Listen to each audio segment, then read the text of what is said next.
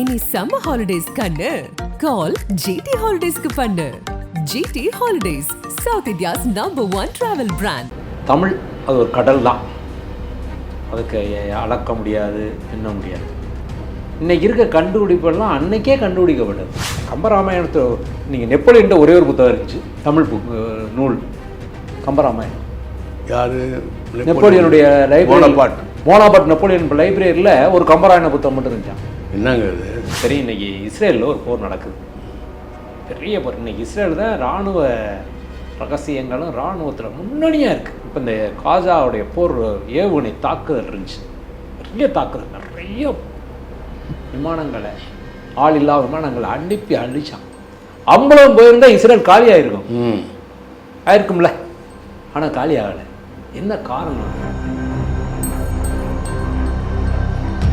நியூட்டனுடைய விதி இருக்குது. 3 விதியை ரொம்ப முக்கியமாக சொன்னார். ஒவ்வொரு விசைக்கும் ஒரு எதிர் விசை. இன்னொரு விசைனார், ஒரு ஆற்றலை ஆக்கவோ அழிக்கவோ முடியாது. இதை முதல்ல நடத்தி காட்டிய பெருமை தமிழருக்கு உள்ள முருகக் கடவுள், நம்முடைய தலைமகன் முருகக் கடவுள் தான் அமைச்சு காமிச்சார். உலக வரலாற்றிலே போர் நடந்து எதிரி அழிக்கப்படாத ஒரே ஒன்றுனா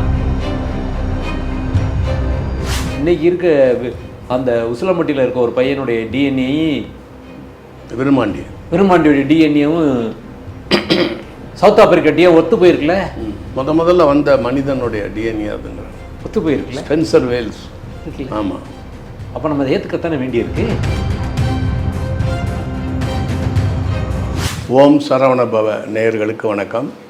இன்றைக்கு நம்ம பார்க்க போவது ஒரு வித்தியாசமான ஒரு மனிதர். எனக்கு நல்ல பழக்கப்பட்டவர், தேவகோட்டையை சேர்ந்தவர், ராதாகிருஷ்ணன் வாழ்க வளமுடன் அப்படிங்கிறது அவருடைய பேர். தலைமை ஆசிரியராக பணியாற்றியிருக்காரு தேவகோட்டையில். அதுக்கப்புறம் தமிழ் நிறையா படிச்சிருக்காரு. ரொம்ப பக்திமான், முருக பக்தர். அந்த தமிழில் உள்ள எல்லா நூல்கள்லையும் உள்ளதும் இன்றைக்கு விஞ்ஞானம் 17ஆம் நூற்றாண்டுலேருந்து 15 நூற்றாண்டுலேருந்து கலீலியோ டெலஸ்கோப் கண்டுபிடிச்சதுலேருந்து இன்றைக்கு எவ்வளோ விஞ்ஞானம் வளர்ந்துருக்கோ இதற்கெல்லாம் ஆதாரமாக பழைய நூல்களில் இருக்குது அப்படின்னு சொல்கிறாரு. ஐன்ஸ்டீன் சொல்லுவார், அதாவது அறிவை விட கற்பனை தான் அதிக முக்கியத்துவம் கொடுக்க வேண்டும் என்று சொல்லுவார். அதுபோல் நம்ம இதை எடுத்துக்கொள்ளலாம். இதை விரும்புகின்ற வாசகர்கள் நேயர்களுக்கு இது பெரிய விருந்து, பெரிய விருந்தாக அமையும். இப்பொழுது அவரை நாம் பேட்டி எடுப்போம். வணக்கம். வாழ்காலம். வணக்கம். நீங்கள் என்கிட்ட நிறையா பேசியிருக்கீங்க. நல்லா பேசியிருக்கீங்க. அது விஷயமா சொல்ல ஆரம்பிங்க. நீங்கள் சொன்ன மாதிரி தமிழ் அது ஒரு கடல் தான், அதுக்கு அளக்க முடியாது, எண்ண முடியாது. இன்றைக்கி இருக்க கண்டுபிடிப்பெல்லாம் அன்னைக்கே கண்டுபிடிக்கப்பட்டது. இது ஒரு இன்றைக்கி தான் அது புதுமையாக தெரியுது. நம்ம இந்திய நாடு அத்தனையும் கண்டுபிடிச்சி வச்சுருக்கு. அதனுடைய சாரம் தான் இன்றைக்கி வந்திருக்கு. அப்படித்தான் பல கண்டுபிடிப்புகள் இந்த உலகத்தில். இப்போ நீங்கள் இப்போ எடுத்துக்கிறீங்களே, முதல் டிவி யார்?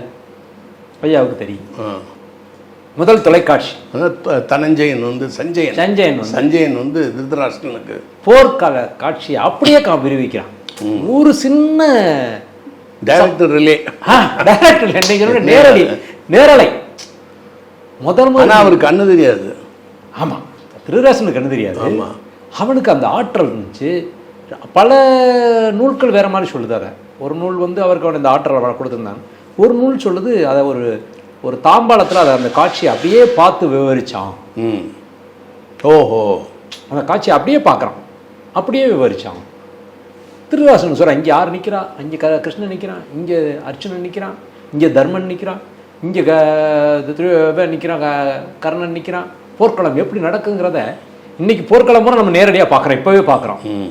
அதே மாதிரி அன்னைக்கு முதல் தொலைக்காட்சியாக வந்தான். இன்னைக்கு போர்கள் இல்லாத நாடே இருக்கா? இல்லை. இப்படி அடிக்கிக்கிட்டே போகலாம். அவன் இன்னைக்கு அத்தனை கண்டுபிடிப்புகளும், உலக கண்டுபிடிப்பில் அத்தனையும் நம்ம கண்டுபிடிச்சிட்டோம்.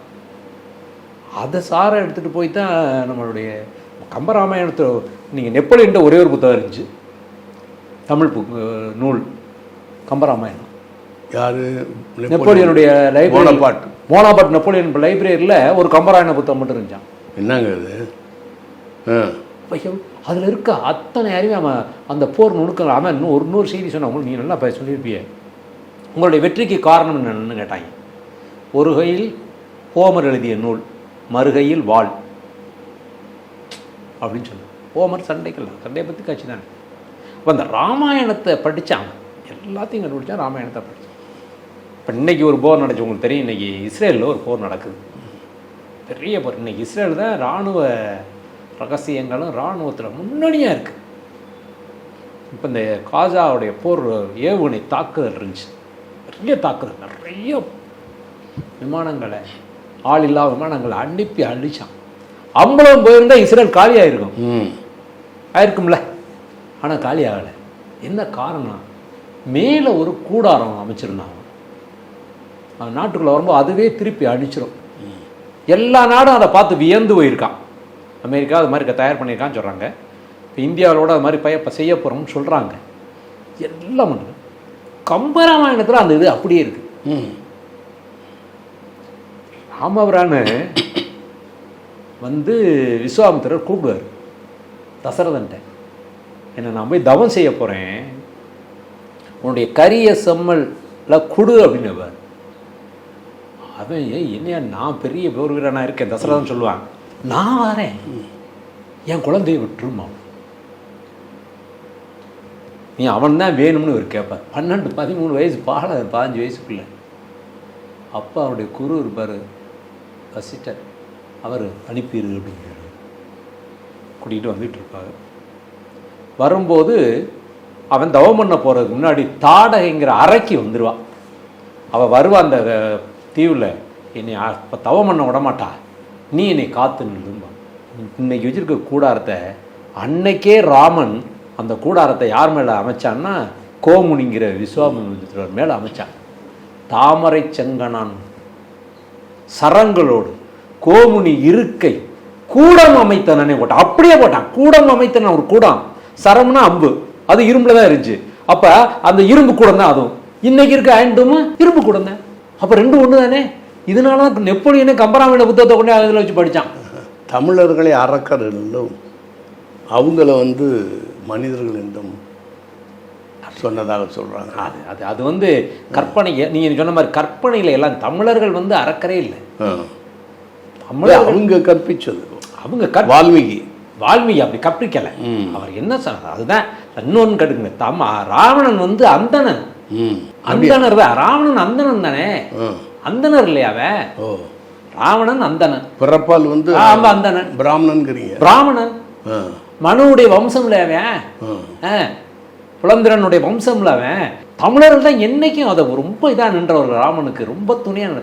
இன்னும் சொல்ல போனால் இப்படி நீங்கள் சிந்திச்சு பாருங்களேன், இந்தியா பூரா பரவி இருந்தது நாகர்கள், தமிழர்கள். ராமனே ஒரு தமிழனாக தான் இருக்க முடியும். ராவணன் என்ன செஞ்சான்?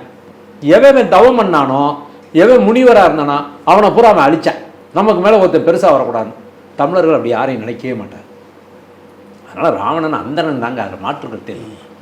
சும்மா இன்றைக்கி வேணுமோ சொல்லலாம் நீங்கள் எத்தனை வேணுமானு. நிச்சயம் ராவணன் வந்து அந்தணன் தான். ஆனால் பெரியார் சொல்லுவார் அவரை. சரி, எல்லாரும் நீங்கள் சொன்ன மாதிரி கருத்துக்களை வேறுபாடுகள் இருக்கலாம். இல்லை, பெரியார் பிராமின் தான் சொல்லுவார். பிராமின் சொன்னாரா? அதான் உண்மையும் கூட. ராமன் வந்து முழுக்க நீங்கள் தமிழராக கூட பார்க்கலாம். மனுஷன், மனித உருவத்தில் வந்தவன். இங்கே இருந்து அத்தனை பேரும் அவருக்கு உதவி செஞ்சார் ராமனுக்கு. அதனால் அவர் அந்த அசுரர்கள் எல்லாம் இல்லை. தமிழர்கள் அசுரர்கள் இல்லை, அரக்கர்களும் இல்லை. என்றைக்கு ஒரு நியாயத்துக்காக போராடுறோம். அதனால தமிழ் மதம் என்றைக்குமே அறிவாக இருக்குங்க. தமிழர்கள் மட்டும் ஏன் அறிவாளியாக இருக்காங்க? இப்போ உலகத்தில் முதல் உயிர் பிறந்த இடம் நம்ம குமரிக்கண்டம்னு சொல்கிறோம். அப்போ அதுக்கு ஒரு மனிதனுக்கு என்ன பேர்? டிராபிக்கல் அனிமல்னு பேர், வெப்பமண்டல பிராணின்னு பேர். மனிதனுக்கு வெப்பமண்டல பிராணின்னு பேர். வெப்பமண்டலம் தான் அவனுக்கு ஏற்ற பகுதி. அப்போ அந்த வெப்பமண்டலத்தை பிறந்த எந்த சூழ்நிலையில் ஒரு குழந்தை பிறக்குதோ, நல்லா அது பிறந்த புலகத்திலே வாழ்ந்துச்சுன்னா அது எல்லா அறிவும் பெற்றிருக்கும், ஆற்றல் பெற்றிருக்கும், எல்லாம் பெற்றிருக்கும். அதனால தமிழர்கள் பிறப்பிலே இங்கே வெப்பமண்டலத்தில் பிறந்து அறிவோடு வளர்ந்தார்கள். அங்கே அவர்களுக்கு தான் தோன்றும் அறிவு, நல்ல அறிவு. முதல் குடிக்கு அறிஞர்கள் தான் அத்தனை கண்டுபிடிப்பு. விவேகானந்தர் சொல்லுவார், நாங்கள் இந்தியர்கள் வந்து மூளைக்குள் கண்டுபிடிச்சோம், நீங்கள் மூளைக்கு வெளியே கண்டுபிடிக்கிறீங்கன்னா. ஐன்ஸ்டைன் பதிஞ்சிருக்காருல்ல. ஐன்ஸ்டைன் என்ன சொல்கிறாரு?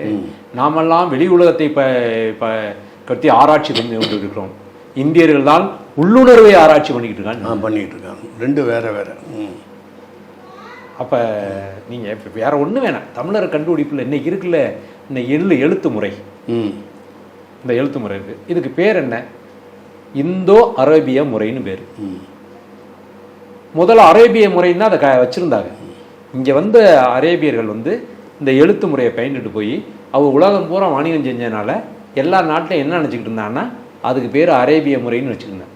வெள்ளைக்காரன் இங்கே வந்த பிறகு இதை பார்க்கலாம், போது இங்கேருந்து தான் அவங்க எடுத்துகிட்டு வந்திருக்காங்க அப்படிங்கலாம் இந்தோ அரேபிய முறை. இதைத்தான் ஐன்ஸ்டைன் சொன்னார், இந்தியா மட்டும் இந்த கணிதத்தை கண்டுபிடிக்காமல் இருந்திருந்தால் இன்னும் 400 ஆண்டுகளாகவும் நான் முன்னேறதுக்குன்னார். நல்லா இருக்கு. அப்போ கண்டுபிடிப்பு பூரா யாரு? இந்தியா தானே. பூஜ்ஜியத்தை நம்ம கண்டுபிடிக்கிறோம். 10 அடிமானம் திருக்குறள் 10 அடிமானத்துலாம் இருக்கும். இதில் திருக்குறள் 10 அடிமானம் மாதிரி 10 குறளாக தான் இருக்கும். ஆமாம் ஆமாம்.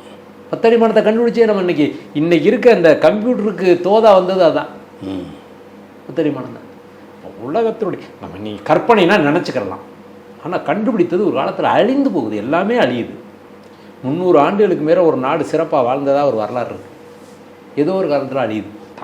ஏன் தமிழ்நாடு அவ்வளோ அறிவுள்ள அவருக்கு வந்துச்சுன்னா, நீங்கள் இதை எடுத்துக்கிறீங்க, தொழில் புரட்சி எங்கே ஏற்பட்டுச்சுன்னா இங்கிலாண்டில் ஏற்பட்டுச்சு.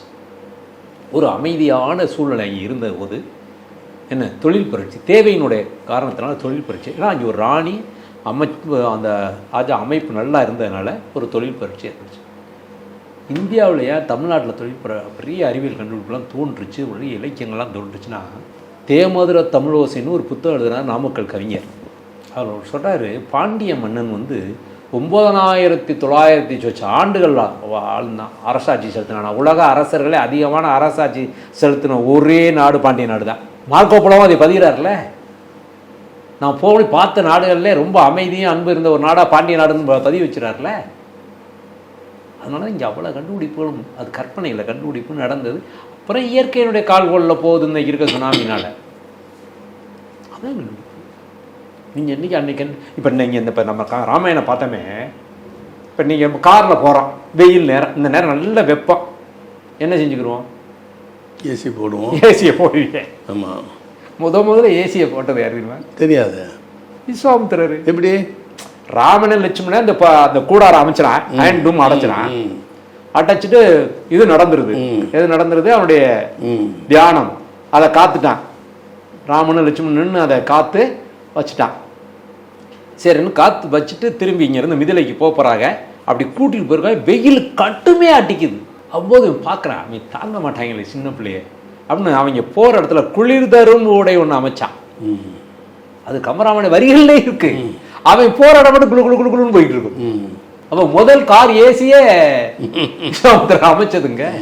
கற்பனைன்னு சொல்ல முடியுமா நீங்கள்? அதை இன்னைக்கு நீங்கள் பல இதில் சொல்கிறீங்க, தியானம் பண்ணால் எல்லா ஆற்றல் வருங்கிறிய. அது கண்டுபிடிச்சோம் நீங்கள். இந்த விதி இப்போ நம்ம ஐன்ஸ்டைன் சொன்னார்னு சொன்னீங்க, நியூட்டனுடைய விதி இருக்குது. நியூட்டனுடைய விதி 3 விதியை ரொம்ப முக்கியமாக சொன்னார். ஒவ்வொரு விசைக்கும் ஒரு எதிர் விசை. இன்னொரு விசினார், ஒரு ஆற்றலை ஆக்கவோ அழிக்கவோ முடியாது. ஒரு வகை ஆற்றலை மற்றொரு ஆற்றலை மாற்றலாம். அதான் இன்னைக்கு இருக்க கரண்ட் அத்தனையுமே. இதை முதல்ல நடத்தி காட்டிய பெருமை தமிழருக்கு உள்ள முருக கடவுள், நம்முடைய தலைமகன் முருக கடவுள் தான் அமைச்சு காமிச்சார். எப்படி அமைச்சு காமிச்சார்? முருகனுக்கு இணையான கடவுள் உலகத்திலே இல்லை. நீ உலக வரலாற்றில் எல்லா போரும் பார்த்துருப்பிய. ராமாயணம் போர், ராமாயணத்தில் ராவணன் அழிக்கப்பட்டான், இந்திரஜித்து அழிக்கப்பட்டான், கும்பகர்ணன் அழிக்கப்பட்டான், எல்லாரும் அழிக்கப்பட்டார்கள். மகாபாரதத்தை எடுத்துக்கங்க, 100 பேரும் அழிந்து போனார்கள். ரொம்ப வருத்தப்பட்டதாக கூட சொல்லுவார், ஏடா எல்லாம் எங்கள் சொந்தத்தை பூரா அழிச்சுக்கிட்டீங்களா, அழிக்கப்பட்டார்கள். 2ஆம் உலக போரை எடுத்துக்கிறோங்க, ஹிட்லரு அழிஞ்சு போன. எல்லா போர்கள்லையும் நெப்போலியன் அழிஞ்சு போன. எல்லா போர்களும் எல்லாரும் அழிஞ்சு போனாங்கல்ல.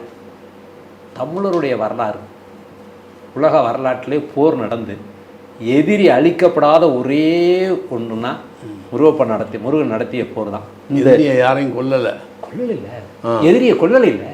சூரபத்மனை மாத்தினால சொன்ன விதி, ஒரு ஆற்றலை ஆக்கவோ அழிக்கவோ முடியாது, ஒரு ஆற்றலை மற்றொரு ஆற்றலாக மாற்றலாம். முதல்ல செஞ்சு காமிச்ச பெருமை நம்ம முருகப்பெருமாளுக்கு தான் இருக்கு. சூரபத்மா மரமாக மாறுவேன், அதை 2ஆக பொழந்து 1 சேவலாக 1 மயில் ஆக்கிய பெருமை நம்ம தமிழ் கடவுளுக்கு தான். அதனால் தமிழர்கள் யாரையுமே அழிக்க மாட்டாங்க. ஏன்னா நம்மளுடைய சொந்தம் தான் உலகம் பூரா இருக்குது. அழிக்கக்கூடாது. முதல் பிறப்பே நம்ம பிறப்பு தானே. இன்னைக்கு இருக்க அந்த உசிலம்பட்டியில் இருக்க ஒரு பையனுடைய டிஎன்ஏ விருமாண்டியோடைய டிஎன்ஏவும் சவுத் ஆப்பிரிக்கா டிஎன் ஒத்து போயிருக்குல்ல. முதல்ல வந்த மனிதனுடைய டிஎன்ஏ அதுங்கிற ஒத்து போயிருக்குல்ல. ஸ்பென்சர் வேல்ஸ் இருக்குல்ல. ஆமாம். அப்போ நம்ம அதை ஏற்றுக்கத்தானே வேண்டியிருக்கு. நம்ம யாருக்கும் எதிரியே இல்லை. உலகத்தில் தமிழர்களுக்கு யாரும் எதிரியும் இல்லை, தமிழனும் யாருக்கும் எதிரியும் இல்லை. வந்தாரே வாழ வைக்கும் தமிழன் தான். நம்ம அழிக்க விட. ஆனால் நம்மளை எதிரியாக நினச்சா அவனாவே இயற்கை அழிச்சிடும். அப்படி ஒரு ஆற்றம். ஜப்பானில் ஒரு ட்ரெயின், புல்லட் ட்ரெயின் இருக்கு. ஆமாம். இந்த புல்லட் ட்ரெயின் வந்து அந்த தண்டவாளத்துக்கு மேலே ஓடிக்கிட்டு இருக்குங்க. ஏன்னா அது வந்து காந்த புலத்தில் தான் ஓடுது. நான் இதை தென் துருவமும் வட துருவம் இப்படி மாற்றி மாற்றி அமைக்கும் போது அதை இழுக்கும், இதை விடும், அவ்வளோ ஓடும். அந்த புல்லட் ட்ரெயின் மேலே தான் ஓடுதுங்கிறான். இந்த புல்லட் ட்ரெயினை முதல்ல விட்டதே நம்ம மகாபாரதத்தில் தர்மனுடைய தேர். தர்மனுடைய தேர் நிலத்துக்கு மேலே ஒரு இன்னைக்கு நம்ப முடியல. இன்னைக்கு விஞ்ஞானத்தில் நிரூபிச்சுட்டாங்க. தமிழகத்தின் அரசியல் புலனாய்வு வரலாறு நக்கீரன் பப்ளிகேஷன்ஸ். இந்த கோடை விடுமுறையை புத்தகங்களுடன் கொண்டாடுங்கள். உலக புத்தக தினம் மற்றும் கோடை காலத்தை முன்னிட்டு ஏப்ரல் 23 முதல் மே 30 வரை நக்கீரன் வெளியீடுகளான அனைத்து நூல்களுக்கும் 25% சிறப்பு தள்ளுபடி. புத்தகங்களால் கோடையை கொண்டாடுவோம்.